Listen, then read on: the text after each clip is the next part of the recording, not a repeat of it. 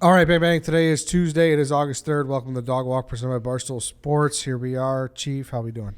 I'm doing fine, Eddie. How you doing? We're doing all right. Recording on a Monday. It's been a long Monday. A lot of stuff to do. Yep.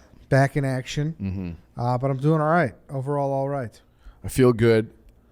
This subject has me a little bit personally nervous. It's also a little bit out of my depth. So I'm going to do my best to explain what's going on with this whole BlackRock. I did all the research I could, try to get two sides of the story. And hopefully we do a good job. And we've been talking about this for a while. Yeah. We got to do one on that. Right. Yeah, we got to do at least one a on month, that. I think. Yeah, it's been a long time. Yeah. We've been saying we got to do one on that. So here we are. We're finally doing one on BlackRock. The housing thing, I feel like this has been kind of hard to miss at this point because if you listen to any type of, I don't know, would they be political podcasts? Would they just be talk shows? Current would they events. be any type of show? BlackRock is like a hot button issue. Like people perk up when they hear it. Yeah, and it's like they're kind of a mystery, but they're a publicly traded company. They're out there, and there's like video. So they've been in the news with this whole housing thing the last really all summer. But there's another video out there that says BlackRock, the company that's trying to own the entire world. So like they've become a bit of the boogeyman, I would say. And I do have to tell you as well, I've been really thinking about our last week's episode a lot. How so? Like the more I think about it, I think like there's a lot of weight to that theory. The cycles? Yeah, the Strauss. Strauss-Howe generational theory. I really think there's a lot of weight to that. I would agree, and that's why it always resonated with me because, and also like the fact that they were like they said that like shit's coming, like bad shit's coming in 1997, and then the bad shit came. Then that makes me think that it's just one of those things. It's just like it's unavoidable. And it just seems like every kind of piece of media or like show or movie I watch, like it just like reminds me of it. Yeah, and the other thing that I meant to say from that episode that we didn't cover is they and the Strauss-Howe people, while these crisis periods are very difficult to go through, and if we're going through one right now, I think a lot of people would agree this is like a difficult time in many ways. They're also sort of necessary. Like you burn off all the dead wood. Like you need forest fires every once in a while so new things can grow in. So all the dead wood and leaves and stuff. Well, and literally. Really? So if you like climate change and these other factors, forest fires get out of control. But you do need, like that helps like the soil long term as long as it doesn't burn so hot that the top of the soil gets burned off, but it puts the nutrients back in the soil and it does. You have like more new growth after a forest fire if it's not like one of these fucking ragers that burns everything down. Yeah. Because I watched a awesome doc last week, or yesterday actually, about the Woodstock 99. It's on HBO. Okay. And like there was some thought and there were some different theories of everything that happened there. And it kind of reminded me of the Strauss-Howe. Yeah. So yeah, very fascinating. I mean, I'll tell you what's not a hot button issue, and that's grabbing a nice ice cold Miller Lite. That's something that's just been around through all the cycles. Oh, yeah. It can help you get through anything. Oh, yeah. I mean, we still got a month of summer. I liked what Prez said the other day about how people just punt summer in August. And I know you're one of those guys because you can't wait for it to get football season. But there's still a lot of time this summer for concerts, laying at the beach, floating on the river. And Miller Lite should be hand in hand, really, when it comes to that stuff. It absolutely is. And like I was just kind of casually walking around Wicker Park and popped into a bar and just played pool. Like there was air open, and it's like the only thing that's great when it's outside, no matter what you're doing. It's like that white can. And then I know you're like, yeah, I am a guy who punts on summer. There is something special about the deck beers. And that is coming. Like those, like when it gets down to 40 degrees outside, just keep your 24 pack right outside your back door. It's awesome. So the next time you're getting ready to enjoy cold ones with your crew, go to MillerLite.com/redline to find the delivery options near you.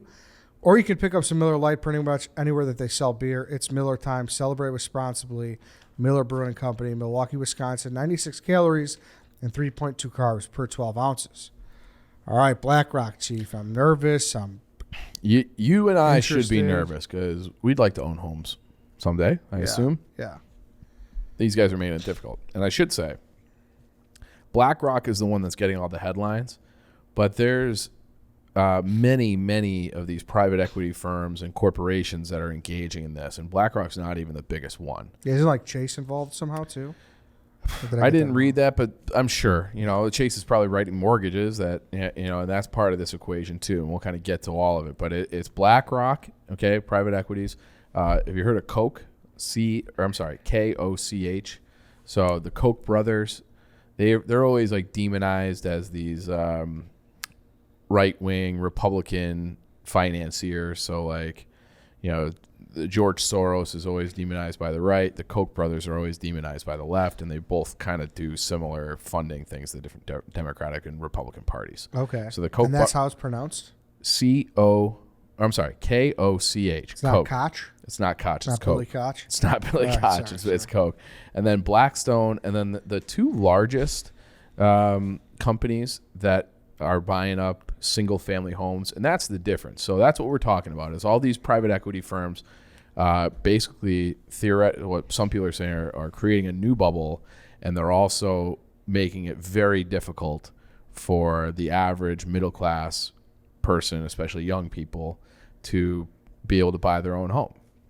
And so, like I said, BlackRock, Koch, Blackstone, and then there's a company called Invitation, and then American Homes for Rent. And those are actually the two biggest companies that they own the most single family homes. And basically they're trying, like the phrase that's out there is that these private equity firms are trying to turn America into like a nation of renters. So like nobody would really own their own home anymore. And that is a real problem. And you could say like, oh, it's overall better for the country and helps the GDP and helps the housing market.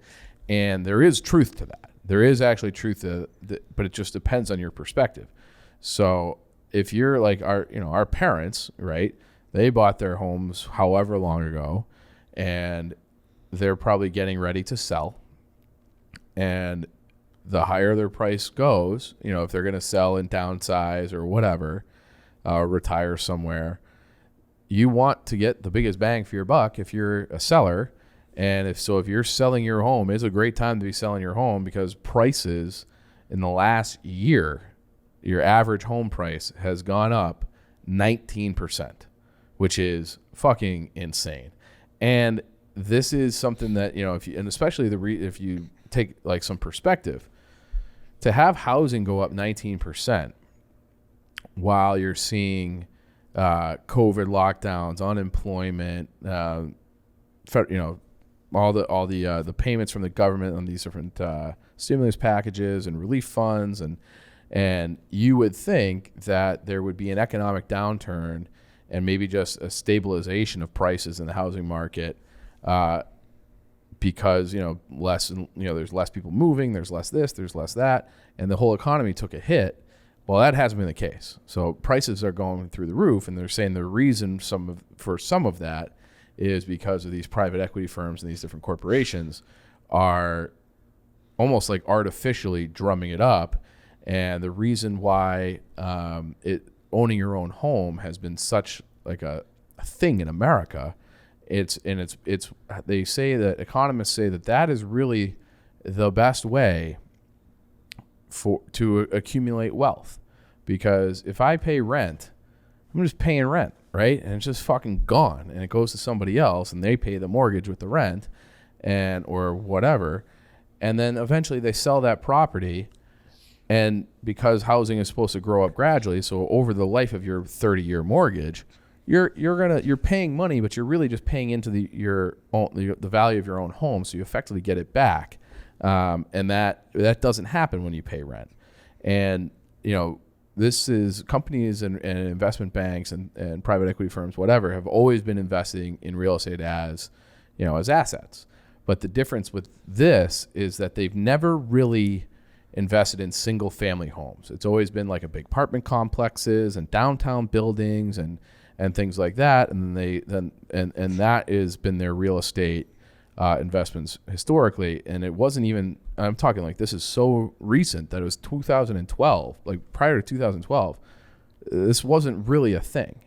And now there's been an acceleration of these big banks and private equity firms to engage in these buying of single family homes.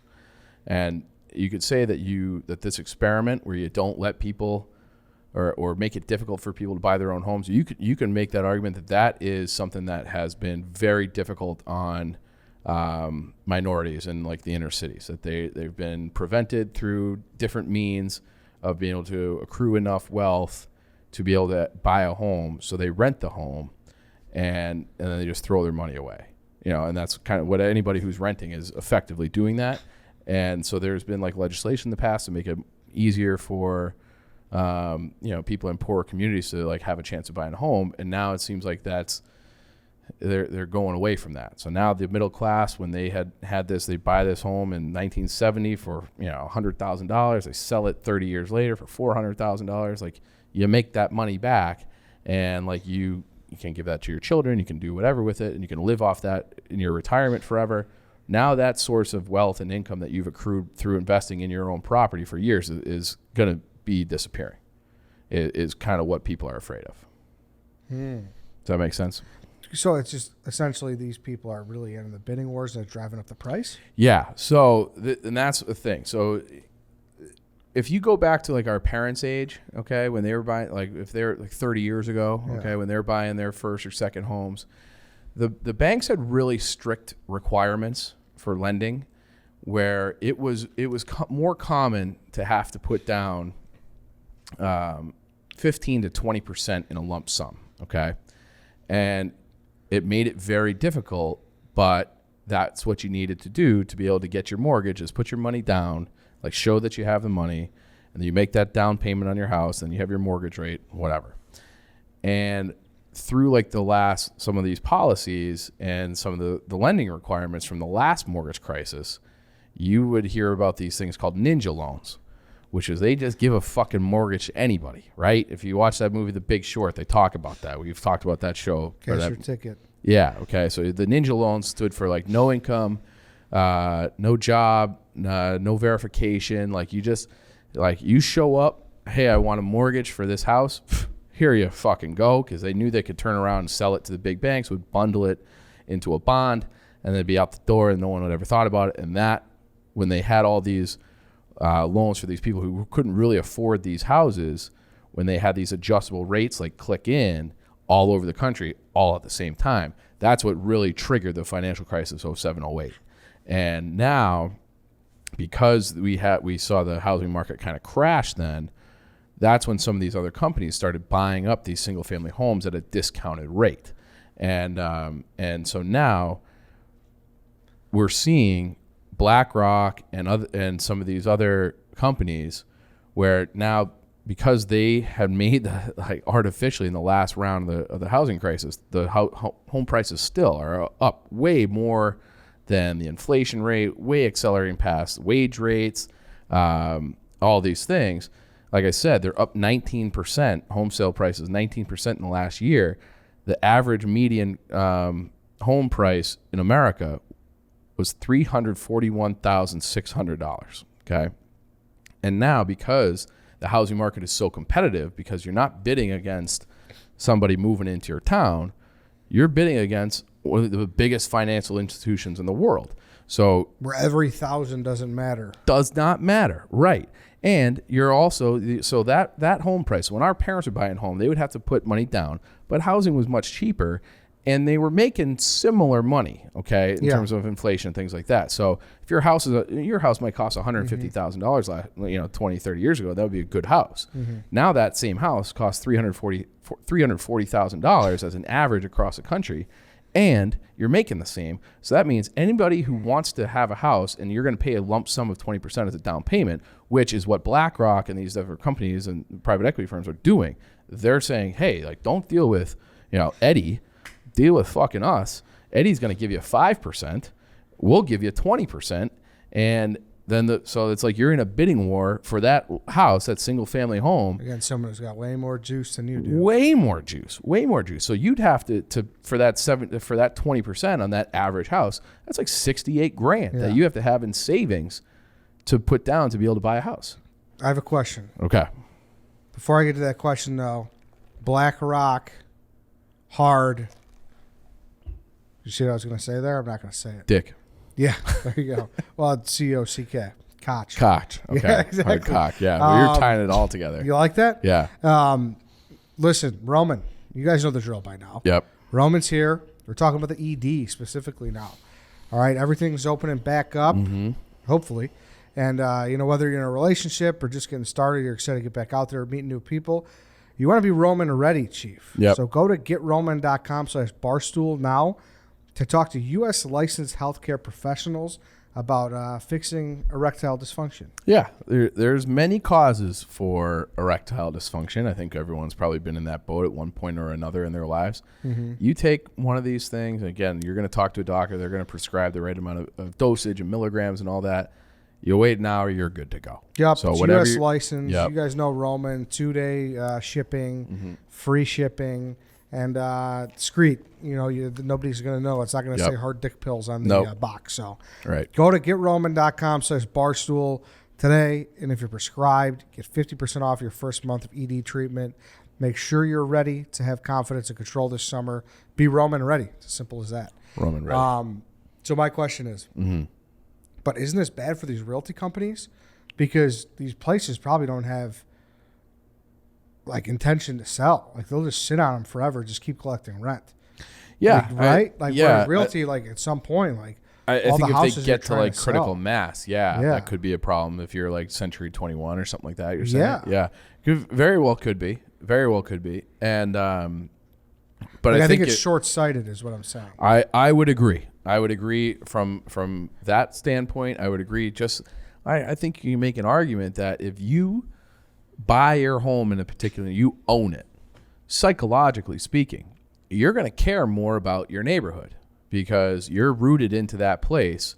So it's hey, something happened down the street. That looks like shit. Lawn, I don't give a fuck. They just let it because you don't if you have a house that's in decay next to you, let's say, that drives your price down. Okay, that you could because it's. And you're less likely to do the upkeep if it's a rental. You're less likely to care about it if it's a rental. So true, too. So true. And you're less likely to care about the neighborhood, the community. You're not caring about the schools. You don't really give a shit because it's not really your home. You just live there. And so I think it's short-sighted from a micro level, which I think you're talking about with these different real estate companies. And they don't really necessarily care who they sell to. They're going to keep it forever. They're going to have a nation of renters. But I think super short term, if you're a real estate agent, it's a fucking great time to be a real estate agent. And there was this profile, I'm blanking on what publication it was in, but there was a home for sale in Colorado for $519,000. The person lived in there beforehand was a complete shut in. They had a literal animal feces in the cabinets and covered. It was urine soaked. The floors and ceiling and roof was all falling apart. Overgrown yard, just an absolute disgusting shanty. Put it on sale for $519,000 and had 80 offers in a day. And it wasn't hey, we're gonna fix this up and flip it. And it's no, this is as is. $519,000 for a literal piece of shit. Okay. And where was that again? Sorry? Colorado. Okay. Colorado. I heard Colorado's insane right now. Yeah. And people are moving there. They're trying to get out of these other places. I heard it's insane. Yeah. And it's beautiful. We've talked about it. You think Colorado's overhyped. Colorado's great. And, but that's what the fuck? The really, you couldn't, if you see pictures, I'm going to live there? Fuck no. But because there's these people, they don't really fucking care. They just, they just want it they want to have it as an asset. And then they can just fix it up a little bit, get some renter in there, and then just get rent. And then you're basically that. They always talk about hey, there are these government policies or this or that are killing the middle class. This is something that really kills the middle class because you can't afford to buy a home because you can never get up to that 20%. And who's ever selling the house, these are going to BlackRock will do a cash only deal. They'll do it, a quick close, in a week, and because they can just do it. They don't need the loans. They just have the money. So that if they do somewhere they just do 20% down payment where John down the street might give you 5 or 15, but you just can't compete. So it just drives the home prices up. Now, there is another side to this argument, and it's the two biggest companies that are engaging in this, like I said, are Invitation and American Homes for Rent. And again, those are publicly traded companies. And they're saying that very small amount of homes actually are owned by these types of companies. So the two largest, buyers of owners of single family homes, like I said, Invitation, American Homes for Rent.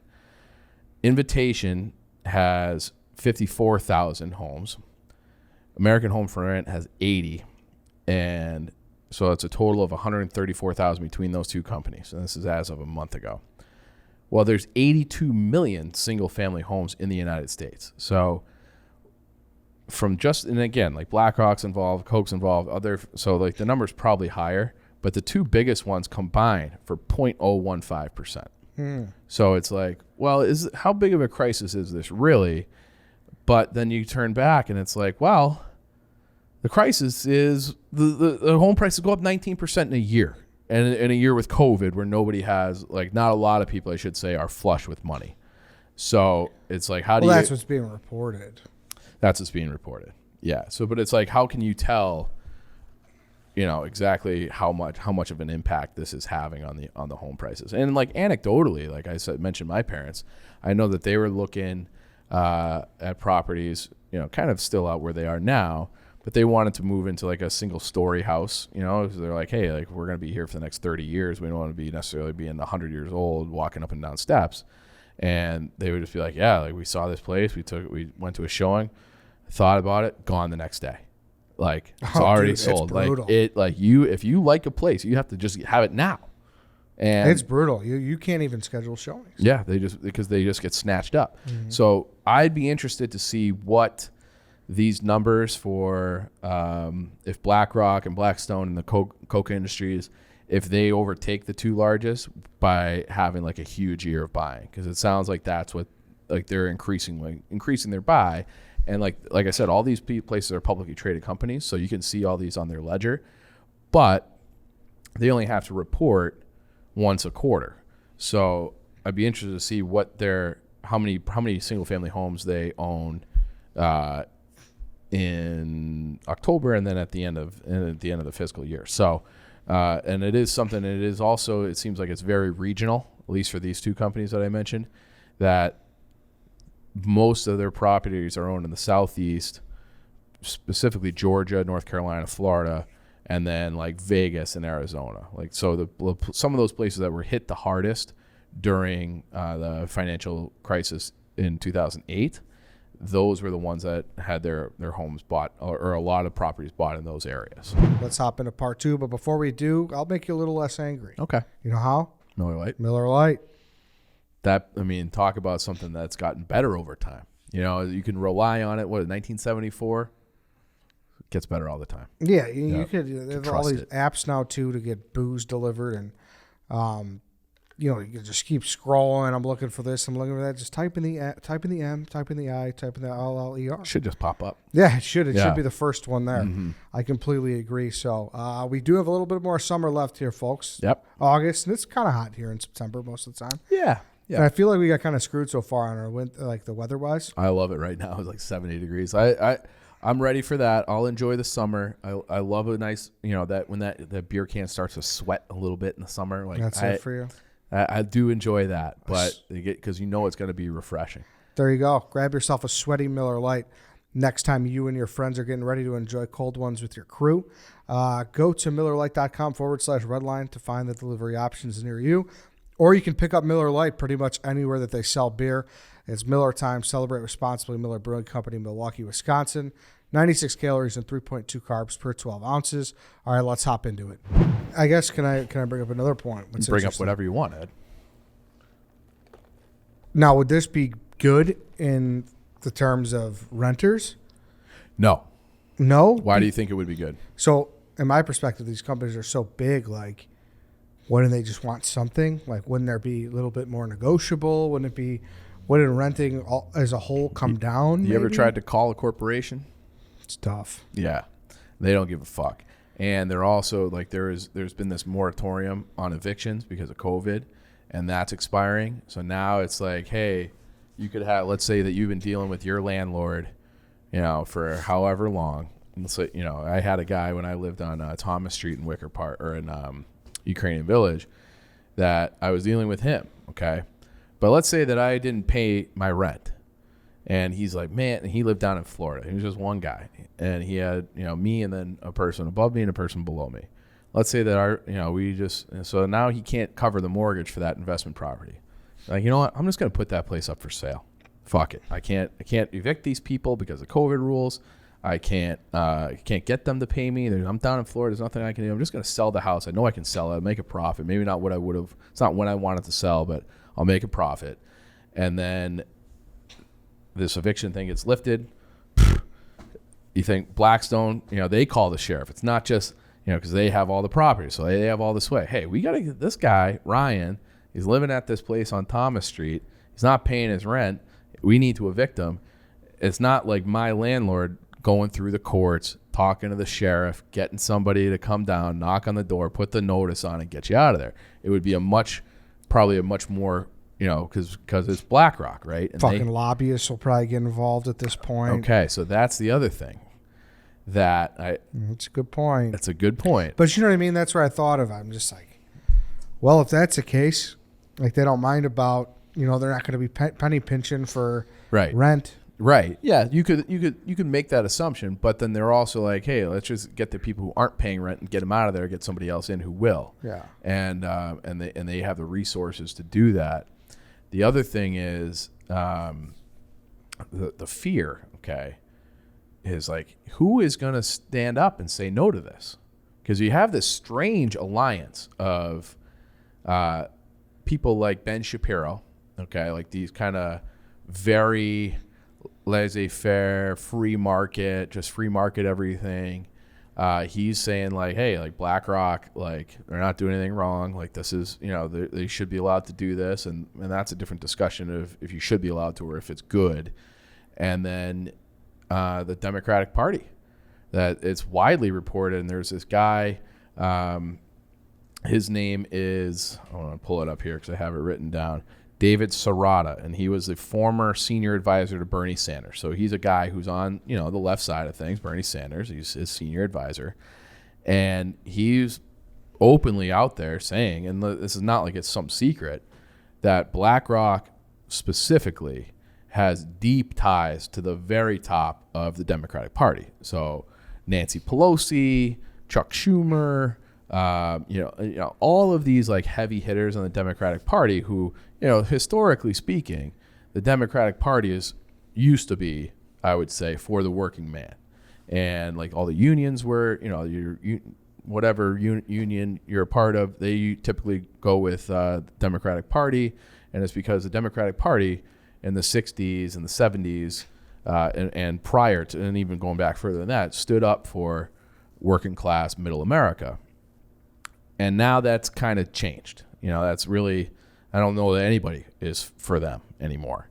And he's saying like, so if the Democratic Party's historic role was to be like, hey, Wall Street, no, we're not doing this. That's not the case anymore.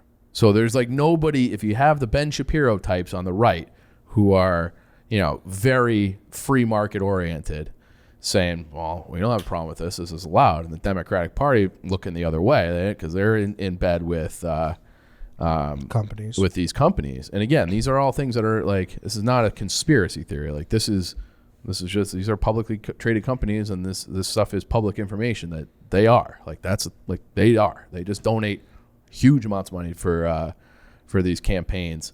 And you have that combined. And one of the other reasons why they're able to do all of this is that because it's like Costco, okay? When you buy in bulk, what do you get?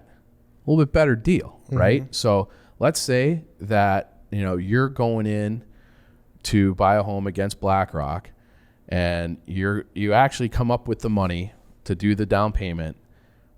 Well, the mortgage company, the banks were like, we're still going to side with BlackRock because they buy from us so much. And on top of that, we're going to give them a little bit better rate on their mortgage. So if you're paying 5% on your loan, BlackRock might pay 2.5%. Okay. And I'm making up the numbers, but they are getting better mortgage rates from Chase or whoever else because they're buying so many of these homes. So they have the power and they have the relationships and they have the deep pockets, and they're buying in bulk to be able to negotiate better rates on these individual homes that you, Eddie, would not be able to do. So they're getting it like coming and going.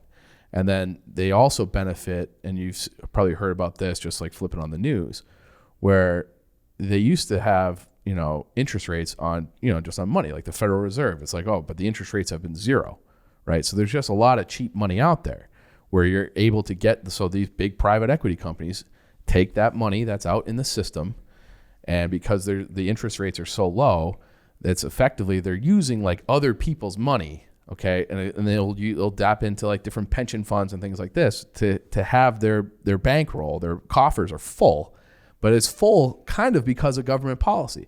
And then they take that same money and go around and buy up all these houses, which then hurts the people who they're actually, in theory, because if it's a teacher's union or something that's investing with them, hurting those very people.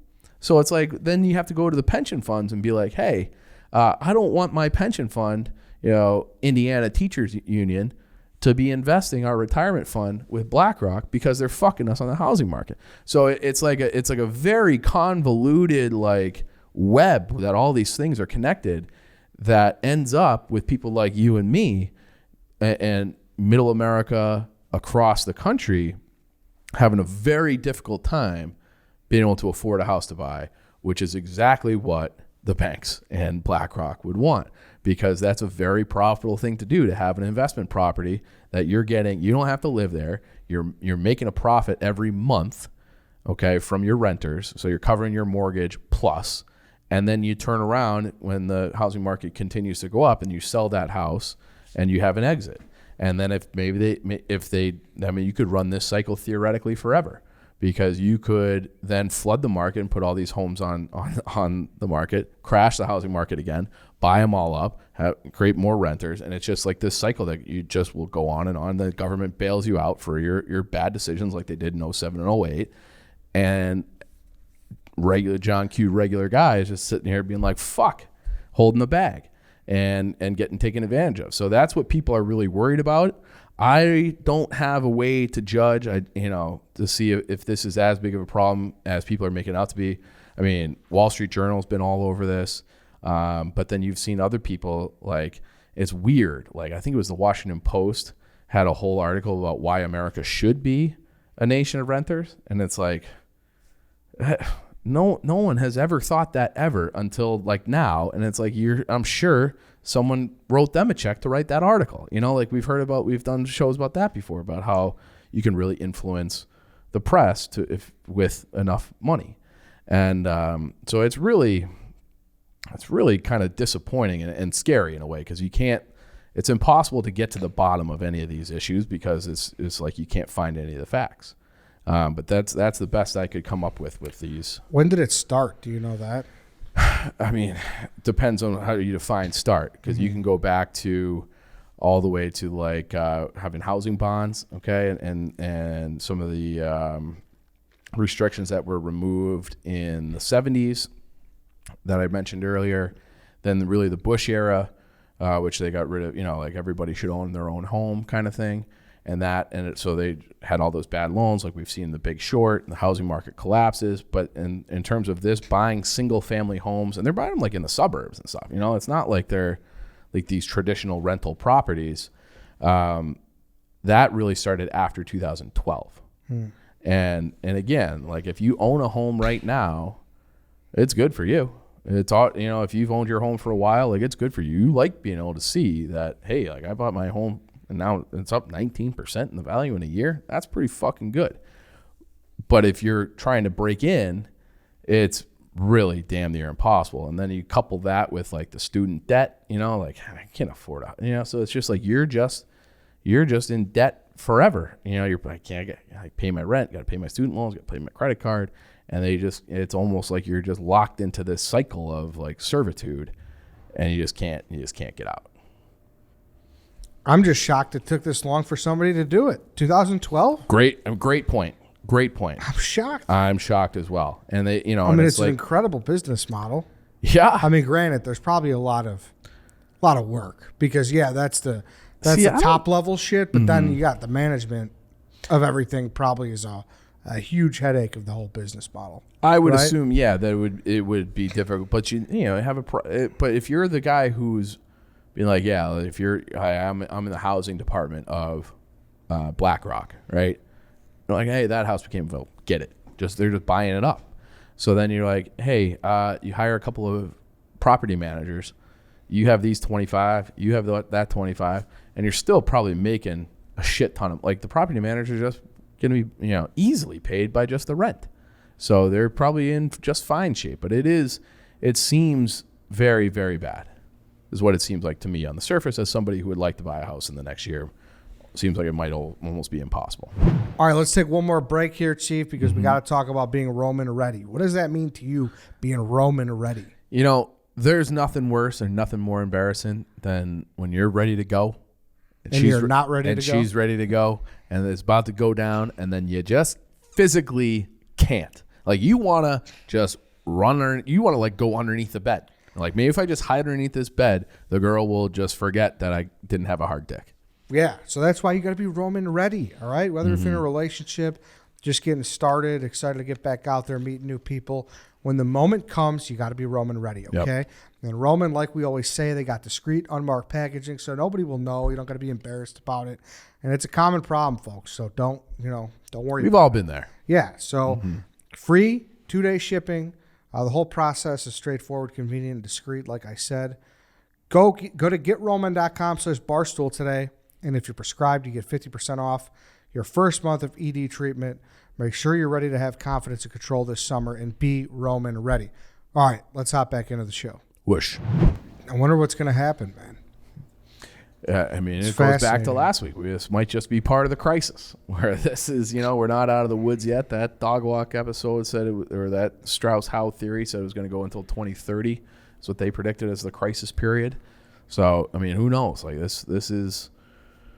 I don't know how you get out of this, but it does seem like people not owning their own homes, as we discussed, you care less. I think that's bad. I think that's really bad. And you have less wealth in middle America. Eventually, you're going to get to a point where people just can't afford. That hurts the economy eventually, where people can't afford to buy products. So there's just less of it. I can't afford that iPad. Can't do it. Sorry, Apple. So that so that kind of thing, and new cars. And then it's the same thing when very similar to when you talk about free trade and globalization, where it's hey, that you're going to get your shoes from Vietnam now, and they're going to cost you $7 less, okay?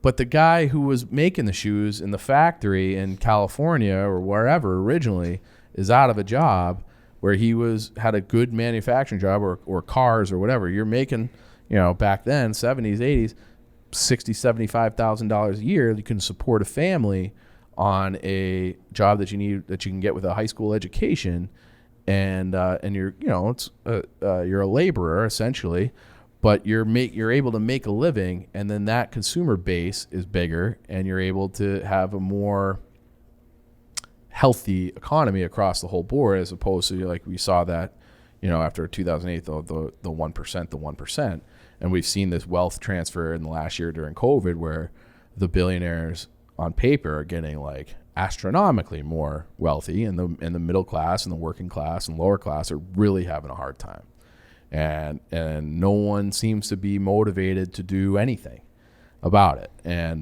because, as we outlined, because Republicans, it doesn't really fit their narrative, and Democrats are, they're tight with BlackRock. They're tight with BlackRock. So it's just we're in this cycle where no one's going to be hey, this is wrong, and we need to have policy against it. It's crazy. You don't know how much you should worry about this shit, or just be like, hey, I can't control it. Fuck it, just live. Yeah, you know? but I think that's kind of part of the problem, which is why I like talking about stuff like this sometimes, or learning about stuff like this sometimes, because this was going. I've been seeing like articles and tweets and headlines and being like, BlackRock's doing what? Like, what does that mean? Like, I don't even really fucking know. And then you look into it and you're like, hey, like that's actually fucked up. Like, someone should do something about that. And if everybody kind of takes that attitude where it's like, I don't know, it's too big, then that's how this shit happens. Yeah. So and again, like, I don't know what the first step is to combating this, or having to have some policies in place that make it more like, houses for people, like houses for people. And I don't think like public, people are like, well, we can have more public housing. Well, when was the last time anybody saw good public housing development? It's not good. Yeah. Okay. So you have public housing departments in the suburbs and stuff like that's not ideal.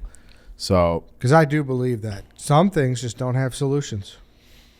Yeah. Do you agree with that or no? Yeah. Well, I think that think some things. I think that all the time. Like, some things don't have solutions. I don't know what the answer to that is, but I'm always like, someone smarter and better than me is working on a means to solve this. But it doesn't seem that way. It seems like that less and less. Like, I don't know what the answer to this is, but somebody better fix it because it's fucked. It's subjective as well, the solution. Yeah. Right? Right. Same shit with student debt. Half the people are like, yeah, like help these kids out, cancel it. Half the people are like, no, you can't just do that. You can't just give away, because like, who about people already like, paid into it? Yeah. Like, here's the thing with the student debt that always drives me crazy, because those prices have gone up like insane versus the cost of inflation and this and that, and you get way less out of it. You get a college degree. 1975, you have a college degree. You had other options, okay? Because when you took away all those jobs I talked about before, if you didn't want to go to college, or you couldn't afford to go to college, you could still go down and work at, if you're in Michigan, you could work for Ford on the auto plant, or you could work, there are a million really good paying. You're not going to be rich, but you can have a good life working one of these blue collar jobs. All those jobs went away, and then everybody had to go to college because you had to go to college. And then they kept putting the prices up. Someone should just do an audit on all the state universities. Where the fuck is this tuition money going? Where they have all these crazy endowments. Those are state public institutions. Okay, I'm not talking about Notre Dame and Harvard and these places that are private institutions. They can charge whatever they want. The whole purpose of a state university is to make higher education available to the masses, and yet they use these things and they just raise the prices forever and ever and ever, lock these people in debt. They can't get high paying jobs because wages have stayed flat. And so it's like, maybe they should just audit these universities and be like, hey, University of Illinois, you're charging, I don't know what they're charging right now. Let's call it, they're charging $30,000 a year for tuition. It costs $17,000. Okay? It's $17,000. Like, that's a bunch of bullshit. Everybody here is getting a haircut. All the administration's getting a haircut on their salary. There's no way to justify how much that they're making, and that's the way it is. And if you don't like it, you're free to go to a different private institution. But if you have all these state schools have lower tuition prices, I don't think anybody, or very few people, would go to a private university and pay $30,000-$40,000 a year more for a similar education. Something to think about. I don't know why that's never brought up as a solution. It's just I think a big solution is obviously they push like the community college route, and then they push to get your associates and then 2 years there. But it's just not culturally. It's just not a sexy thing to do. It's definitely not a sexy thing to do. But it's also like, how about you? Like, again, like the community colleges are supposed to. The community colleges are supposed to be almost free. Okay. And I think a lot of places, like if you live in a good suburb, I think a lot of them are starting to do that. To make it free? Yeah. Or at least there's like certain, I know like the one in Huntley did it, and whatever. That's a Chicago suburb. Yeah, and that's kind of sort of out by me. Like College of DuPage, Waubonsie, Elgin Community College. Like I don't think their tuition rates are like crazy or anything, but I don't think that they're free. But again, like there's also I'm going to get to do a program or something. Sorry, for it to be free. Okay. Yeah, like, like the Georgia Promise thing. That's crazy. Yeah. Okay. Yes. It's like one of those. Yes, I have heard of that. Well, that was like the other. We could do a whole show on that one time. about that was my first job out of college, was working in financial aid for a for-profit university. Oh, really? That is a fucking scam. I had to quit because I felt like so bad, like immoral. Like I'm like, you start your job, you don't really know what you're doing, and then you think about it, and it's like I'm talking to these people on the phone all day. They're putting themselves into hundreds of thousands of dollars in debt for a degree from an online university that they'll never get out of. They'll never get out of it. And they don't know what they're doing. And then like I wrote an email to the president of the company, and then never got a response because I'm like 23 and I'm like, I'm gonna make a difference. Like, this is wrong. And I never got a response, and then I quit. I was just like, I can't keep putting these people, and it was like a University of Phoenix type school. Like it's just like I can't do it. And but I could, it was very hard to get a job at that point. I graduated in 2009. So that was like when the economy was in the shitter. So my cousin was working there, got me the job, and I was thankful to have it. And then I just couldn't do it. I had to like, I felt too guilty about it. College is tough, man. Yeah. Because you can't, and parents just can't say no to their kids, man. You know what I mean? Like that's heartbreaking to be like, hey, I'm not telling you no because I want to say no. Right. I'm genuinely just looking out for your best interest or your future. Well, and then like also like those kids are 18. They don't, you don't really understand money or anything when you don't have an appreciation. And then we're not even getting to the surface of a good major. That's a whole nother topic. Yep. People going to school for bullshit. Yep. I'm a liberal arts guy, so I have mixed views on that. But I think that you should have just lower, like there's got to be a way. There's no way that a state university should be charging that much while they're having like a $700 million endowment at the same time. It's fucking insane. Yeah, and I don't mean to be too local based because I know we have a lot of national listeners, but Illinois is the worst. Yeah. I'd always look at like Arizona in-state for like ASU or like Florida. It's way cheaper. Florida State, it's so much cheaper. But then they jack the price for out of state. So like if you're from here, like you're kind of screwed. And the other thing, again, this is a stat I was going to cite but get wrong. You have a way higher dropout rate of people who start college at a community college. Like I'll go for 2 years. Like a lot of times those people don't matriculate to the 4-year school. They're like, I'm not doing this fucking shit. So you have and there's probably other factors for that, but like you want people to have that experience. And I do think there is some value in this, like kind of, it's like college is like an extended adolescence where you have like some freedom. I agree wholeheartedly about that. Yeah. And so it's something that it does help you in your life, even if you're being a fucking idiot. Like you're just not ready for like the real world. Yeah. And so you learn things in and out of the classroom that I think are valuable too, but not that valuable. Not $200,000 valuable. Yeah, not worth that. Right. So things need to be done, and I don't know who should do it or what the answer is, but it's fucked, and somebody needs to fix it. Somebody smarter than us. You're right, though. I mean, it makes a lot of sense. It's probably why all Illinois State schools, besides U of I and Illinois State, are struggling right now. Because, hey, if there was a fucking deal, maybe kids would stay in state more. Yeah. But there's not. There's not. So. And why would you? You dug your own grave, really. Yep.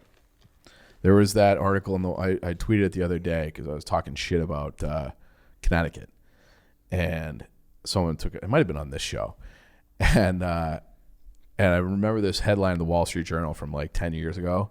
And it was like, Connecticut, worse than Illinois. So it was like that is the metric. How bad are you? Worse than Illinois.